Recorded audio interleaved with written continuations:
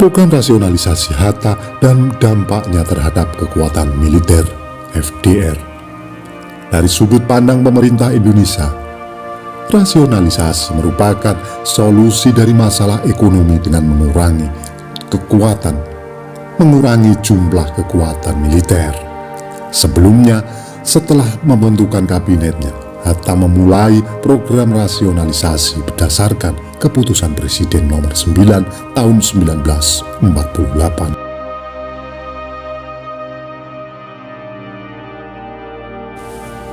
Sebelum melanjutkan nonton video ini, bagi yang suka dengan video-video kami, tolong bantu subscribe, like, komen, dan share. Bagi yang tidak suka, abaikan saja. Kami di sini tidak ada niat untuk menyudutkan orang-orang yang terlibat. Kami di sini tidak mengurangi atau menambah isi sumber untuk menjaga otentisitas sumber. Kami di sini hanya mengulang sejarah-sejarah yang sudah ada.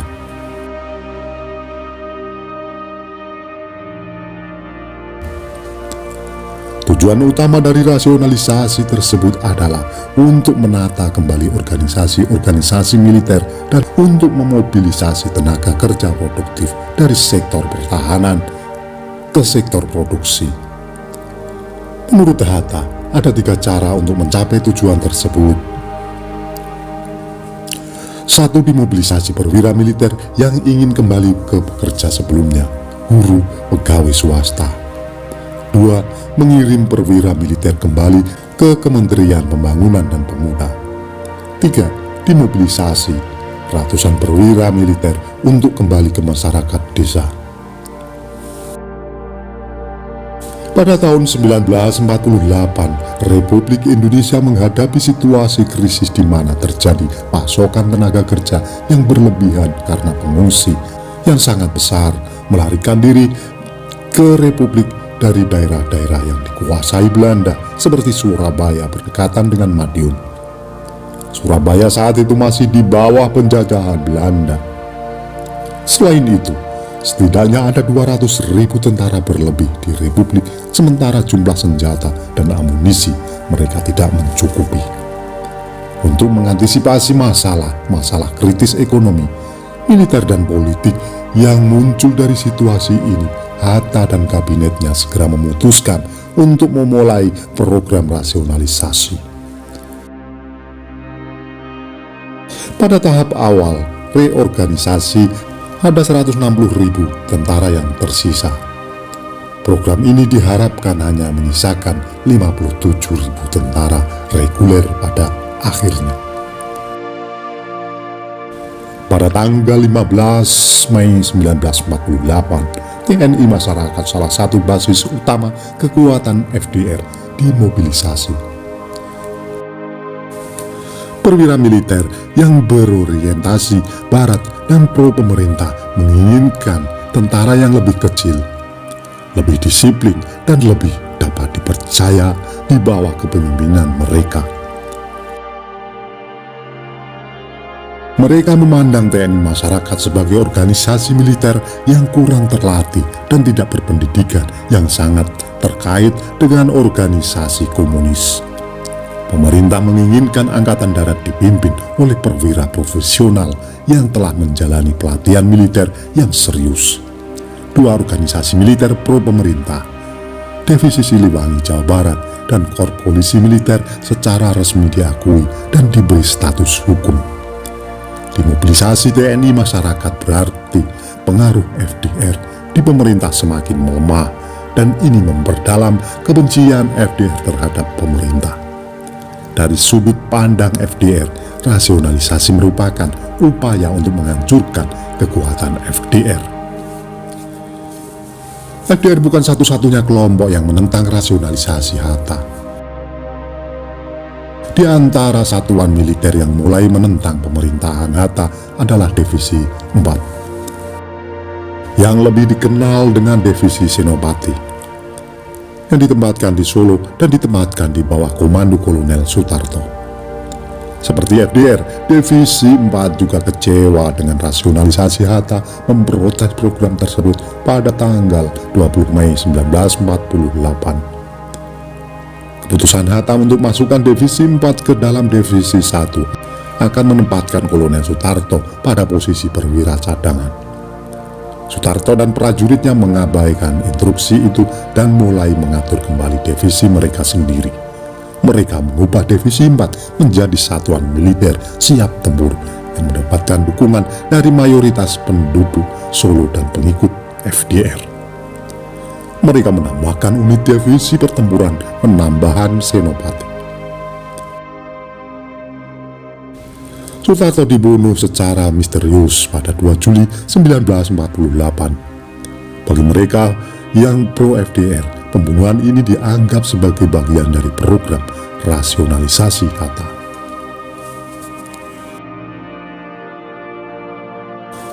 Pemogokan Delanggu. Kecewa dengan rasionalisasi Hatta, FDR dan PKI mulai mencari dukungan dari petani dan buruh dengan mengadvokasi reformasi pertahanan dan mengorganisir pemogokan buruh. Salah satu basis kekuatan utama FDR dan PKI adalah SOPSI, sangat didominasi oleh komunis. SOPSI mengorganisir sejumlah pemogokan untuk memprotes pemerintah. Pemogokan paling penting terjadi di Solo.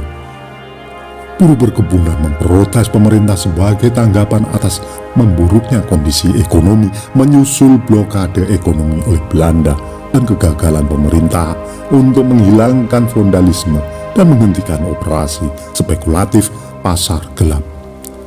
Pemogokan di areal Tembangan Delanggu diorganisir oleh Sarbubri, Serikat Buruh Perkebunan yang berorientasi komunis, dan sekitar 20.000 buruh mogok selama sekitar 35 hari. Pemerintah menuduh para pemimpin FDR dan Sarbubri membahayakan Republik dengan mengorganisir pemogokan. Mereka menanggapi tuduhan ini dengan mengatakan bahwa pemerintahlah yang membahayakan Republik dengan kebijakan ekonominya yang tidak efektif dan tidak tepat. Yang diinginkan oleh para pemimpin FDR dan SOPSI dari pemerintah adalah implementasi yang lebih baik dari regulasi dan reformasi agraria yang ada. Pemogokan berakhir pada tanggal 18 Juli 1948 dengan pemerintah bersedia menerima permintaan buruh untuk tekstil dan beras panjang 2 meter yang akan diberikan setiap bulan dan di samping gaji mereka.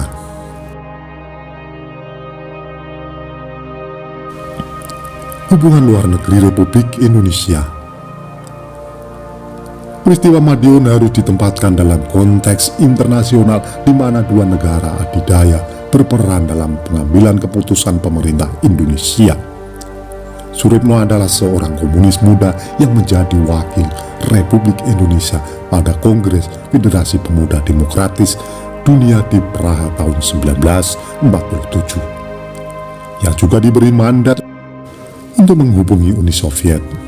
Pada tahun 1948, ia bertemu dengan seorang duta besar Rusia dan membahas hubungan konsuler masa depan antara Rusia dan Indonesia. Pemerintah Soviet akhirnya mengambil inisiatif dengan memberitahu Suritno bahwa perjanjian konsuler telah diperbaiki. Alih-alih menerima perjanjian itu, pemerintah Hatta memutuskan untuk menghentikan hubungan bilateral. Suritno kemudian diminta kembali ke Indonesia. Pada tanggal 11 Agustus 1948, Suritno tiba di Yogyakarta dengan sekretarisnya yang ternyata adalah musuh, seorang tokoh komunis senior Indonesia. Saat dimintai laporan resmi kepada Menteri Luar Negeri Haji Agus Salim, Suritno memuji sikap politik Rusia yang selalu mengakui Indonesia sebagai negara berdaulat. Hatta berulang kali menolak perjanjian konsuler karena cenderung mencari bantuan kepada kekuasaan Amerika Serikat. Bersambung, nantikan video yang selanjutnya. Itulah tadi ulasan singkat kami mengenai pemberontakan PKI di Madiun pada tahun 1948. Apabila ada kesalahan dalam kami menyampaikan, mohon diluruskan dan mohon maaf.